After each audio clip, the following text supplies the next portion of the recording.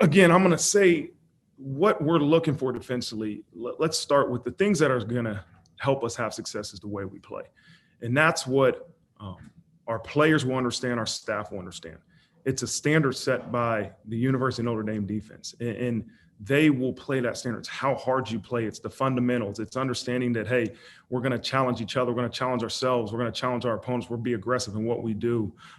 It's understanding that, I'm going to play hard for my unit. I'm going to play hard for the guys next to me and love the guys in my room. And so that's the things that it's going to take to be successful. In terms of schematics, again, I have certain philosophy on things, but I'm always changing. I'm always changing.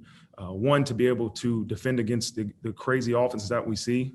It will be extremely exciting to go against Tommy and the offensive staff in this spring in terms of what they do offensively. But again, everybody wants to know, are you a 3-down team? Are you a 4-down team? Are you a nickel team? It's let's get the best 11. And that's my job. And that's our job as a defensive staff.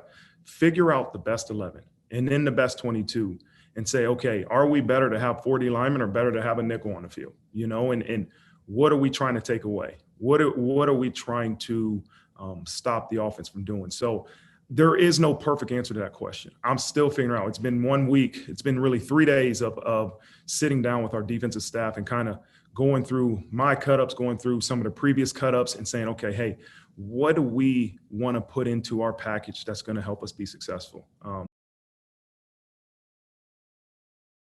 As far as the names of positions, I changed it, and here's what I believe in that. I would much rather put the pressure on myself and the coaches to learn different terminology than the players. They have enough on their plate. And so I'm trying to change as much as I can as far as terminology for those guys. We will call it a rover. We will call it a buck. Not a buck. We will call it a viper.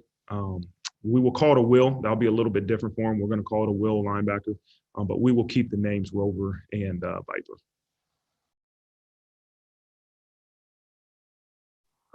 There's some similarities, in terms of what you're asking guys to do.